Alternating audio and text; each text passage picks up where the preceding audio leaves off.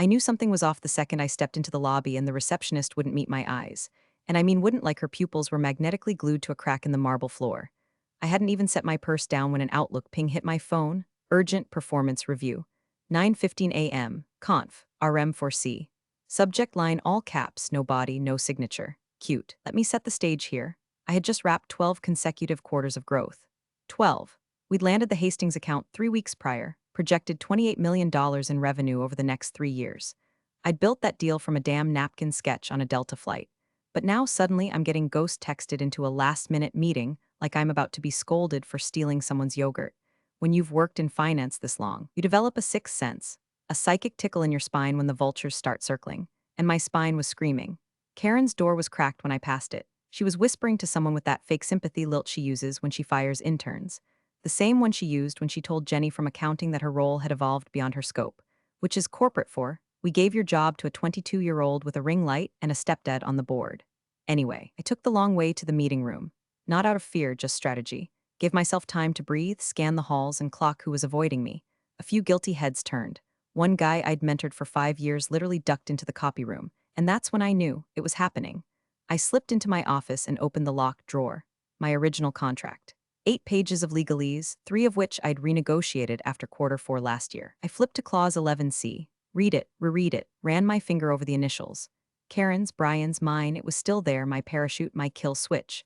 My insurance against exactly the kind of amateur hour screw job I was about to walk into. I folded the papers, slid them into my leather portfolio, and stood up. Adjusted my jacket, smiled into the mirror just once. Then walked out. Now, if you've made it this far, you're even remotely curious about how this all backfired for them in the most expensive, public, gloriously irreversible way, go ahead and hit that subscribe button. Maybe even drop a like. It keeps the stories rolling, and honestly, watching their downfall again in 4K deserves a little applause, don't you think? Back in the hallway, I passed the mural the CEO had commissioned after our Series D funding closed.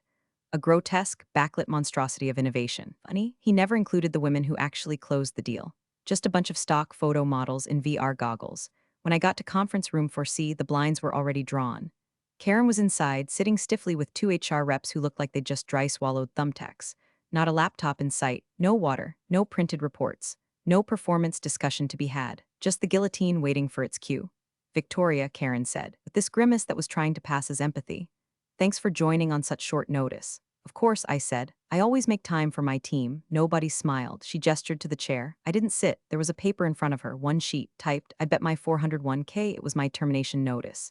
Karen cleared her throat like she was about to announce my dog had died. So I'll just get right to it. We're restructuring, and unfortunately, your position is being eliminated effective immediately. This decision is final and has been approved by leadership. Leadership, she meant Brian, who hadn't even bothered to show his boyish, botoxed face. I nodded slowly. No tears, no protest, just took a breath and said, understood. Karen blinked, surprised. Maybe she expected a meltdown, a scream, maybe even a beg, poor thing. She didn't know me at all. I'll need your badge, she added, almost apologetically. I handed it over, smiled, of course. And just like that, I was no longer an executive at Arcshire Financial. Except that wasn't true, not yet, because what Karen didn't realize, what none of them did, is that firing me one day before my bonus vested didn't save the money. It triggered a clause, clause 11C, which meant they didn't just owe me $4 million. They owed me double, plus damages, but they'd find that out soon enough. I left conference room 4C like I was headed to lunch. Calm, collected, like the pink slip in my hand was just a damn Panera receipt. Karen stayed behind, probably sweating through her blazer, praying I wouldn't make a scene. HR didn't even follow me. They just sat there like mannequins in a discount suit showroom, waiting for their next restructure. I passed my office and didn't even glance at it. They'd box my things for me, or they'd toss them in the supply closet and pretend they never knew I was here. That's how this game works. You don't build empires, you get rented by them. Then discarded the second your value outpaces your obedience. But what Karen, and Brian especially, never understood was that I never played by their rules. I just let them think I did. Instead of heading for the elevators down to the parking garage, I swiped into the executive lift and punched the button for floor 45, legal and compliance. I'd spent enough time up there during the Hastings deal to know who still had a soul behind their NDA-stamped eyes. The receptionist barely looked up until I dropped my leather folder onto her desk. Tell Aaron Patel I'm here, I said. She blinked. Do you have an appointment? I just got fired, I said with a smile. He'll want to see me. Aaron was an assistant counsel who used to shadow me during negotiations. Smart guy. Sharp. Once asked me if he should go private sector or stay and rot in corporate. I told him to stay just long enough to know where the bodies are buried and who buried them. 10 minutes later, I was in his office. He closed the door behind us and gave me that same deer in headlights look I'd seen in the mirror the day I found out Brian got the CEO role after I practically built the pipeline he was now strutting around on. You okay? He asked. They let me go, I said, effective immediately. No cause cited. No severance beyond standard. No mention of the incentive clause, his brow furrowed. Which clause? I opened the folder, flipped to the page, and handed it to him. Clause 11C, paragraph 3, subsection A. He scanned it once, then again slower. His face didn't change, but his eyes sharpened like a camera coming into focus. Did you add this during your Q4 renegotiation? They initialed every page. Brian even asked what the multiplier line meant. I told him it was to cover transitional risk if I left. He shrugged. Aaron sat back in his chair. Victoria, this clause is airtight. If they fired you within 24 hours of vesting, they owe you the full bonus, plus 50% of your final year's base, plus damages if contested in arbitration. Correct, I said, and it wasn't just Brian. Karen knew. She signed the implementation memo last December. I have the PDF with her metadata on the drive. Timestamped, notarized, backed up. 3 copies. Aaron let out a soft, horrified laugh. They thought they could short-circuit the payout by axing you a day early? They think termination voids obligation. But the clause activates because of the termination. This is going to melt faces upstairs, he muttered. I'm not here for revenge, I said. I'm here for enforcement, he nodded slowly. You want this escalated to lead counsel? I'd prefer if it came from you. At first, quietly. You've got relationships, I don't. And I'd rather the collapse happen from the inside out, not some LinkedIn spectacle. Aaron didn't say much after that. Just took a photo of the page, scanned my folder, and emailed himself the annotated packet. As I stood to leave, I said, don't worry about being on the wrong side of this. The wrong side was the one that thought I'd roll over. Outside his office, I didn't head to the garage. Not yet. I needed to make one more stop. I passed by the pantry on 43, saw 2 interns whispering over iced coffees, eyes wide like they'd seen a ghost. Word travels fast when the queen gets guillotined. Back in the elevator, I looked at my reflection in the steel, smoothed my hair, adjusted my collar, took a breath. They thought they'd buried me, but I wasn't dead. I was loaded, armed with paper, and their signatures. And in less than 24 hours, those signatures were going to cost them more than they ever made pretending to be smarter than me. Legal floor always smelled like printer toner and burnt ambition, like dreams laminated and filed away next to compliance manuals nobody reads until they're subpoenaed. I walked past the framed photos of past general counsels, all square-jawed men with glassy eyes and $1,000 suits, and found Sarah sitting exactly where I hoped she'd be, hunched over her monitor in a cubicle too small for the amount of institutional knowledge she carried. Sarah was the type who remembered everything: case law, birthdays, the name of my cat. She was also the first intern I ever mentored, back when she still used sticky notes instead of citation software and believed HR actually protected employees. Now, 5 years in, she knew better, and I was about to give her a front row seat to exactly why. She looked up, startled. Victoria, what are you? Didn't I just hear? You did, I said, handing her the folder. Clause 11C, annotated. Original contract, addendums, signature metadata, arbitration triggers. Also includes 3 backup references to the equity schedule Brian approved in Q4. She blinked. Wait, are you? Terminated, effective immediately. No cause cited, 1 day before vesting. Clock resets as of noon today. Sarah opened the folder slowly like it might detonate. Did Karen sign off on this? She did. Page 6 of the implementation memo. DocuSign from her iPad, timestamps in the margin. Jesus. Clause activates upon involuntary termination without cause within 24 hours of any major equity event, including scheduled vesting. I didn't hide it, I highlighted it. Brian laughed and said, only lawyers read the fine print. Sarah was already on page 3 when she stopped, blinked, read the paragraph again, then again slower. Her mouth opened like she was about to speak, but the words got lost somewhere between her gut and her ethics. This clause, yes, I said, triggers an accelerated payout equal to 2x the equity value, plus base, plus benefits continuation, plus indemnity provisions if they try to stonewall. Victoria, this is delicious? She looked up at me, both horrified and impressed. They thought they were being clever. They thought I wouldn't notice a last-minute firing with no severance discussion, no legal presence, no memo from compliance. They thought wrong. Sarah glanced toward the hallway. Does Aaron know? He does. He's escalating to lead counsel, quietly. But I figured it wouldn't hurt if someone else started pulling the red thread too. She nodded, still absorbing it like her brain had just walked face first into a rake. Clause 11C, this language, it's surgical. I wrote it while recovering from pneumonia. Signed it in a hospital gown with Roman 4 in my arm. That's how far ahead I was playing. She shook her head, grinning despite herself. Might want to run this up the ladder, she said, holding the folder like it was radioactive. I leaned in a little closer. Sarah, this is one of those moments that defines you. You can flag it and pretend it's someone else's problem, or you can own it. Be the one who saw the fire coming and sounded the alarm. She didn't speak. but I saw the resolve slide into her posture like a metal rod. "I'll take it to Meredith," she said. "Right now, good." As I turned to leave, she asked, "What if they try to bury it?" "They can try," I said. "But it's already backed up in 3 places, with time stamps. One copy in Aaron's hands, one in my personal legal archive, and one," I paused, "in a drive labeled Brian's gift basket that automatically emails the full packet to the board if anyone modifies my employment record without a matching clause tag." Sarah's jaw dropped. "Are you serious?" I smiled. "They like to pretend I'm a file folder in heels. I let them. It's amazing what you can build in the dark if no one bothers to watch you closely." I walked out of legal like I owned the floor. Not a single person stopped me. Not one raised a hand or asked where I was going. That's the thing about quiet exits, people assume you've accepted defeat. But that morning, I wasn't leaving the building broken. I was leaving it booby-trapped, and someone had just tripped the wire. Karen stormed into the HR war room like she was auditioning for a panic attack. Red-faced, rapid blinking, already sweating through the silk lining of her blazer. She didn't even shut the door behind her. Just slammed her laptop on the table and barked, "We need documentation now." Across the table, Shelley from HR blinked like a turtle yanked from a pond. Documentation of what, exactly? Victoria's termination. Something that shows we had just cause. A waiver, a write-up, an incident log, anything. Shelley typed with 2 fingers, scrolling through an empty folder like it might magically populate with HR miracles. Karen, she's never even had a formal warning or a verbal coaching note. She's clean. Karen threw her hands up. There has to be something. She's building a case. She walked out of here way too calm, and now legal is, she stopped herself. Shelley's brow furrowed. Legal is what? Never mind, Karen snapped. Just keep looking. Downstairs in compliance, a quiet alarm had already started to ring. Sarah had passed the folder to Meredith, the board's lead counsel, who read it once, turned the color of skim milk, and requested a discreet but immediate review of Victoria's employment history, contract amendments, and compensation triggers. Meanwhile, Karen was now dialing extensions like her career depended on it, which, incidentally, it did. "Jerry, it's Karen," she said into her phone. "I need all the emails tied to Victoria's Q4 renegotiation. Contracts, internal approvals, equity schedules, everything." "What do you mean it's archived?" "Then unarchive it." At that same moment, Victoria was packing up her office upstairs. Not hurried, not angry, not even solemn, just methodical. Picture a surgeon cleaning their tools after a successful operation. She unplugged her docking station, folded her sweaters with geometric precision, and placed her old Rolodex, yes, she still had one, into her leather tote like it was a relic of a better time. She glanced at the photo on her desk, her and her mother, 10 years ago, toasting with cheap champagne the day Victoria got the Arctron offer. "Be so good they have to notice," her mom had said. They noticed, just too late.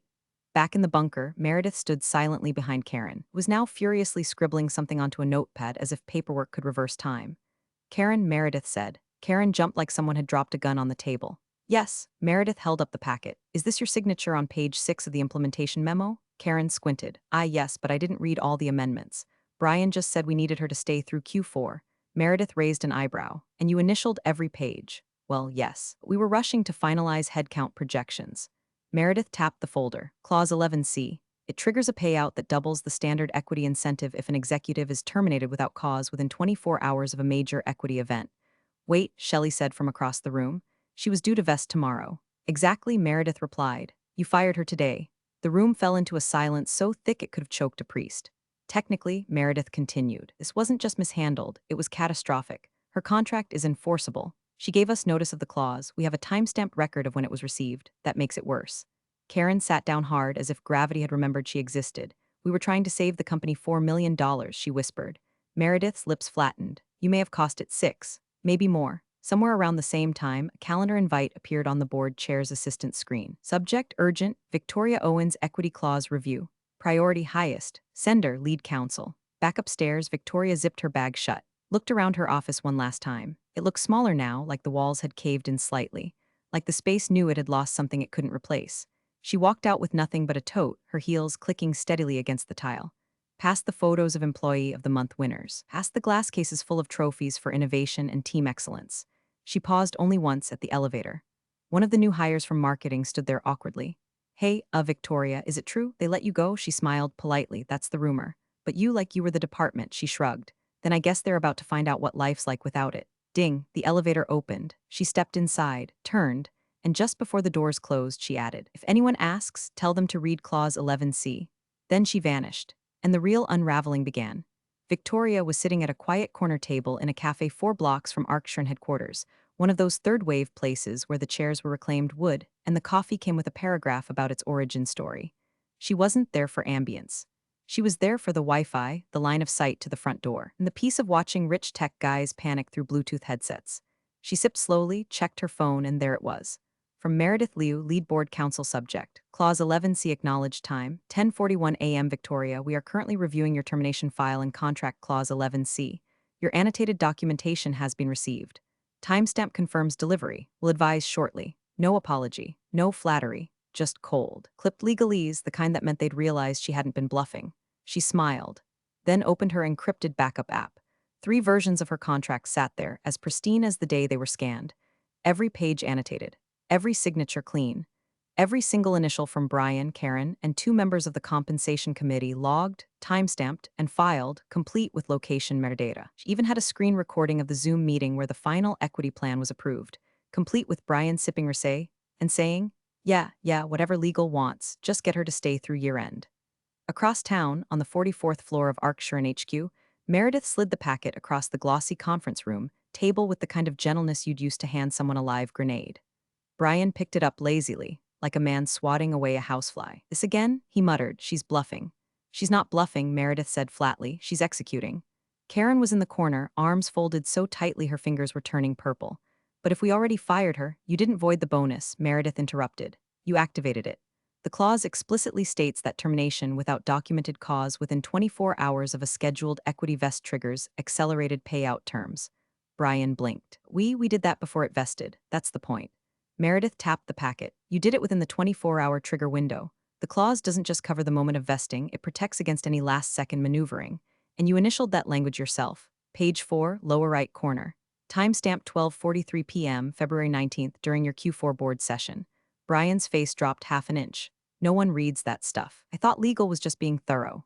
Meredith didn't even blink. We were. He flipped to the page, scanned it, and visibly flinched. Jesus. She also submitted her full termination file to Aaron Patel and Sarah Clark within 90 minutes of leaving the building. She has a digital trail that shows she notified 3 internal channels before your department even uploaded her exit memo. Karen let out a choked laugh. She was planning this. Meredith looked at her. Eyebrows raised. She was planning not to be robbed. Big difference. Back at the cafe, Victoria leaned back in her chair. It was that rare, electric feeling, vindication, but still wrapped in silence. The moment right before the world admits you were right. The pause before the storm understands it's about to rain in the wrong direction. Her phone buzzed again. From Sarah Clark subject. FYI clause language circulating time. 11:07 a.m. Meredith has forwarded your clause file to the compensation committee and external counsel. Things are moving quickly. Not everyone is happy. Stay alert. Victoria tapped out a simple reply. Understood. Let me know if they attempt to amend anything retroactively. I have version history on every doc. Then she closed her email, opened a crossword puzzle app, and got to work on a 7-letter word for poetic justice. Inside Arkshiren, Brian was pacing now. So what's the damage? Meredith flipped through her notes. Standard payout was $4 million. Clause 11C adds a multiplier based on remaining unvested equity, plus a penalty for premature termination without cause, plus damages if she seeks arbitration. Ballpark it, he snapped. 6.5, she said, eyes cold.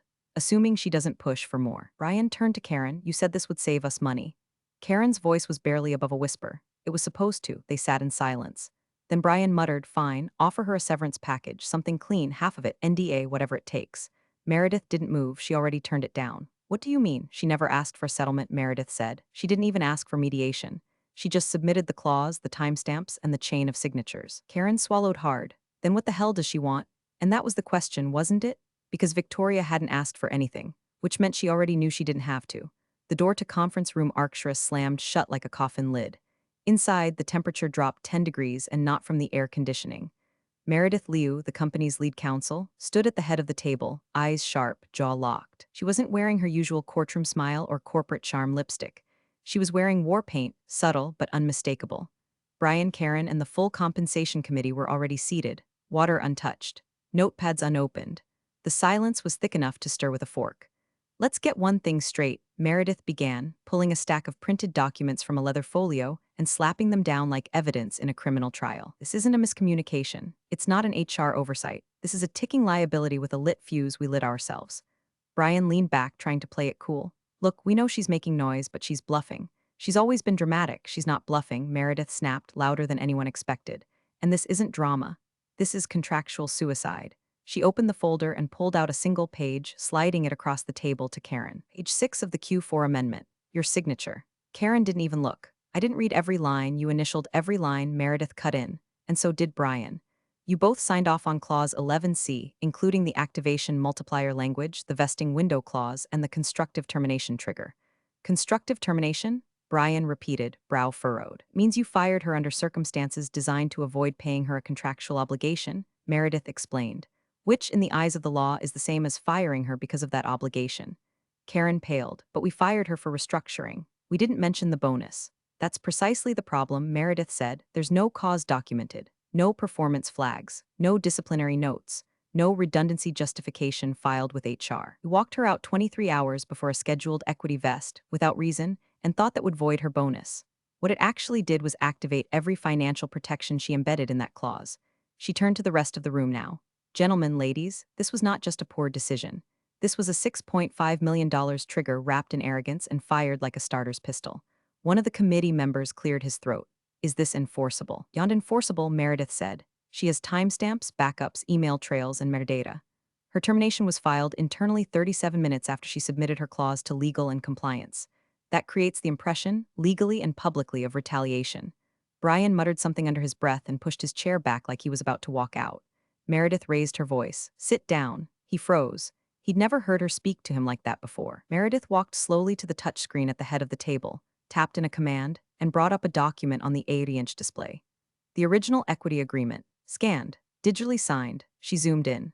Clause 11C, in the event of involuntary or constructive termination within 24 hours preceding a scheduled equity vesting event, the subject shall be entitled to full vesting acceleration, immediate payout at current market value, and additional compensation calculated at 1.5x base salary.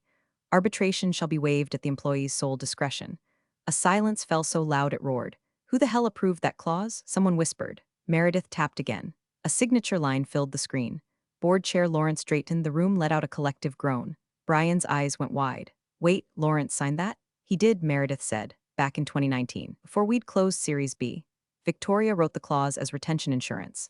Lawrence agreed it was fair given her role in structuring our early compliance infrastructure. It sat untouched for 3 years, and now it's about to cost us the GDP of a small nation. Karen, barely above a whisper, why didn't we catch it? Meredith's voice dropped to a deadly calm. Because you never read the fine print. You were too focused on headlines and handshakes. Meanwhile, Victoria was writing her escape plan in plain sight. In ink, with your initials. The committee shifted uneasily. Someone finally dared to ask, is there a fix? Meredith shook her head. No clean one. If we try to settle now, it'll signal guilt. If we go to court, we'll lose. If we stall, she can escalate to the board. If we try to retroactively justify the firing, she's got version control data on every document, including yours, Brian, locked in her personal legal archive. She's been 10 steps ahead since the moment she handed you her badge. Brian slumped back in his chair. What does she want? Meredith stared at him. She doesn't want anything. That's the part you still don't get. She doesn't need anything. She already won. The call came in just after noon, while Victoria was sitting alone in the rooftop garden of her condo building. Her phone buzzed once, then again. She didn't recognize the number, but she knew who it was before she even touched the screen. There was a specific flavor of corporate panic that only came from the upper echelons, the kind that vibrated through glass and steel and bonus structures. She answered on the second ring, calm as ever. Victoria Owens, she said, sipping her tea. Victoria, the voice said, cool and composed, but just slightly frayed around the edges. It's David Halpern. From the board, she smiled faintly. Halpern had once offered her a position at a rival firm, directly, discreetly, and with enough zeros to make her pause. He'd always had a decent radar for where the real power lived in a company, and she suspected that's exactly what prompted this call. David, she said warmly. To what do I owe the pleasure? I'll get to it, he said. Did you intend to trigger Clause 11C? She didn't even blink. They terminated me. I just made sure I left a paper trail. A silence thick and thoughtful, she let it hang. I've read the clause, he said finally. The annotations, your timestamps. Frankly, it's one of the cleanest risk shields I've ever seen embedded in an incentive package. I had good mentors, she said, some of them on your board. He chuckled under his breath, not joy. Admiration edged with dread. Brian still insisting it was an oversight. I'm sure he is. Karen's claiming she never understood the multiplier. She understood enough to sign it twice and push it through without review, Victoria replied. That memo she sent on December 14th? I flagged the language in bold, underlined. Her initials are on the margin. Timestamped. Metadata intact, Christ, David muttered. Another pause, then a different voice entered the background. Muffled but urgent. David, she didn't just trigger the payout. There's a secondary multiplier tied to the equity value ratio. Just recalculated it. Victoria waited, listening to the scramble like it was symphony. 6.4 million, the voice said. Possibly more, depending on the market value recalibration at the time of termination. David came back on. Our CFO just confirmed what legal was afraid of. Because of the clause's reference to unvested equity and the 1.5x multiplier, your payout is actually above 6 million. Victoria didn't respond immediately. She was watching a pigeon pace along the railing like it was conducting a board meeting of its own. David, she said calmly, you're not calling to debate the payout. You're calling to assess the fallout. I'm calling, he admitted, because Karen is about to be thrown to the wolves and Brian's pretending he can't hear the howling. Meredith wants to settle, but you haven't made a move. No counteroffer, no statement, no lawyer. Why? Victoria leaned back in her chair. Because I don't need to. I played this by the book. I wrote the book. They just forgot I never stopped editing it. David exhaled long and low. They'll ask for arbitration. They can request it, she replied. The clause gives me sole discretion to decline. Litigation, she shrugged. They'll lose, the documentation's airtight, and they know it. That's why Meredith hasn't reached out directly. She's buying time, hoping I flinch. You won't, he said quietly. I haven't yet. Soft laugh. You know, Victoria, you always struck me as too composed for this business. Too methodical, but watching this unfold, I realize now that you weren't calm because you lacked fire. You were calm because you knew where every fuse was buried. That's why they hired me, she said, and why they shouldn't have fired me. The line went quiet for a moment. Then David said, I assume you'll be getting counsel involved eventually. I already did, she said, 3 years ago, and I wrote Clause 11C. Click. End call. She didn't smirk, she didn't gloat. She simply looked up at the sky and watched the clouds pass overhead. 6 million was never the point, not really. The point was they built an empire on her spine and thought they could kick it out from under themselves without consequences. But Victoria wasn't angry. She was precise. And precision always finds its target. The executive suite was dead silent, unnaturally so. The kind of silence you only get after the last champagne bottle's been emptied and someone finally notices the floor is on fire. Everyone had been summoned. No agenda, no coffee, just a hastily booked leadership sync that smelled more like a trial than a meeting. Brian sat at the head of the table, jaw tight, arms crossed like a teenager sent to detention. Karen sat to his left, visibly trembling, a legal pad in front of her with nothing written but the word defensible in 5 different styles of handwriting. The CFO was ghost pale.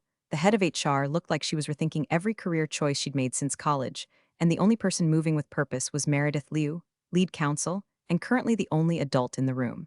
She dropped the packet on the table like a gavel. You've all read Clause 11C, she began. But allow me to read it aloud. One final time, so there is no further misunderstanding about what has just occurred. She didn't wait for permission. In the event of involuntary or constructive termination within 24 hours preceding a scheduled equity vesting event, the subject shall be entitled to full equity acceleration, compensation equivalent to 1.5x base salary, and associated damages as calculated under the pre-approved performance incentive plan. Employer waives arbitration in the case of demonstrable bad faith dismissal. She closed the file, slowly removed her glasses, and turned to Brian like a firing squad lining up its first shot. Brian, her voice was low and cracking. Please tell me you paid her. Brian blinked. Excuse me? Meredith stood straighter. Tell me right now that you issued her the bonus before the termination went through. He shifted in his seat. We terminated her before it vested. That was the point. The room went still. Jesus Christ, Meredith whispered. I mean, he added, palms up, if we fire her before the bonus vests, we don't have to pay it. That's how these things work. Everyone knows that. No, Meredith snapped loud enough to make Karen flinch. That's how you think it works. That clause wasn't written to avoid payment. It was written to protect the employee from exactly that kind of maneuver. The CFO looked up now, eyes haunted. We've already received a notice of intention to collect damages. It came through 2 hours ago. Her counsel submitted a certified statement with backup files, timestamps, internal emails, everything. Brian scoffed. So what? We counter. Negotiate. Offer half. No, Meredith said. You don't negotiate with someone holding a loaded contract and a detonator in the other hand. She doesn't need to talk, she just has to wait. And right now, the board is demanding to know why you authorized a termination without legal review or just caused documentation inside a protected clause window. Brian's smirk was fading now. Okay, so we pay her the bonus. Worst case, 4 million. Meredith turned to the CFO. Tell him. The CFO's face was grim. With the equity recalculations, performance triggers, and multiplier clause, Karen let out a strangled whisper. Multiplier? The CFO nodded. It's not 4 million. It's 6.5, and that's before damages. Brian leaned back in his chair like he'd just been hit with a sledgehammer. You can't be serious. She even submitted the meeting transcript from the Q4 session, where you dismissed her clause concerns on record, Meredith added. We're talking about a paper trail that might as well be written in blood. Brian looked around, suddenly aware that no one was coming to his defense. The VP of Operations cleared his throat. So what happens now? Meredith took a long, slow breath. Now, the board reviews the breach. They'll likely force a full payout to Victoria and issue a vote on restitution. If they deem it malicious, she turned to Brian, staring straight into his soul. They'll hold you personally liable. Karen looked like she might throw up. HR began quietly packing her things. The CFO rubbed his temples like he was trying to press reality out of his skull. Brian finally found his voice again. She planned this. She set us up. Meredith's eyes narrowed. She protected herself. And you walked straight into the clause she warned you about. She didn't hide it. You just never read it. Silence fell again, colder this time. Heavier. The kind of silence you feel in your teeth. Then the board's secretary opened the door, hesitant, eyes wide. Apologies, she said. The chair's requesting your presence, all of you. Immediately. Meredith didn't move. She turned to Brian one last time. This wasn't a mistake. It was a masterclass, and you failed every test. Then she stood, gathered the contract packet, and walked out without waiting for him. Brian didn't move. Karen didn't breathe. The wolves were no longer howling. They were inside the building. The skyline outside Victoria's Austin hotel room was all glass, cranes, and ambition, every tower trying to outshine the next like a prom queen contest made of steel. She stood barefoot on the balcony in a robe that cost more than her first apartment rent, phone in one hand, a cool glass of something dangerously floral in the other. A notification pinged softly from her inbox. Subject: Settlement Package Arkshiran Financial from External Counsel on behalf of Board of Directors Attachment. Final Settlement Agreement. Payment confirmation $6,586,250 and 0 cents note. Please review and return signed NDA within 5 business days. No public disclosure permitted without express board consent. She didn't open the NDA, didn't need to. The numbers were there. The payment was real. The damage already done. Her old company hadn't even managed to spin it. No press release. No new direction announcement. Just a quiet purge disguised as restructuring. Karen was already gone, resigned to pursue new opportunities, per the company intranet. Everyone inside knew it was a mercy killing. As for Brian, reassigned. That was the word they chose. Rumor had it he was now leading innovation initiatives in a newly invented department that had neither a budget nor an office. Last week, one of her old team members leaked a photo of his new title badge. Read Executive Liaison, Internal Alignment. Translation: Exiled without ceremony. Victoria didn't return any of the voicemails, not Meredith's, not Sarah's, not even David Halpern's last-minute olive branch offer to connect her with some advisory boards. She didn't need their handshakes. She already had their signatures. And she was busy. Busy meeting with the executive team at Westridge Capital, who flew her in after hearing whispers about how she sank a CEO with a single clause. They weren't hiring her for a role. They were offering her a seat at the table. Partner track, strategy division, autonomy, equity, a pen, not just a signature line. But tonight wasn't about negotiations. Tonight was about punctuation. She sat down on a lounger by the rooftop pool, kicked her feet up, and took a picture. Sand-colored tile beneath her toes. A drink perched beside her with a ridiculous garnish poking out. In the background, the city gleamed like a $1,000,000 apology. She opened her texts, scrolled until she found the last saved number from her Arkshiran days. The board chair. Typed one sentence, clause 11C, line 22, then attached the photo. No caption, no emoji, just the final word. Line 22, if anyone had forgotten, was the clause's closing statement, written in her own phrasing when legal let her adjust the language after 2 late-night calls and a bottle of wine. Failure to honor the terms herein shall constitute not only breach, but a systemic lapse in judgment subject to restitution, review, and reputational consequence. They'd initialed it. Brian had even chuckled at the wording. Now the clause had played out, start to finish, like a stage play she directed in silence. She hit send, watched the screen fade, took another sip of her drink. And for the first time in years, she felt it, not revenge, not satisfaction, not even victory, just clarity. She hadn't burned the bridge. She'd walked away from it with the deed in her hand, sold the land underneath, and charged them rent for the ashes. Big thanks for watching, you sneaky seniors. Subscribe to keep the coffee pot brewing revenge. Your ex-colleagues won't know what hit him.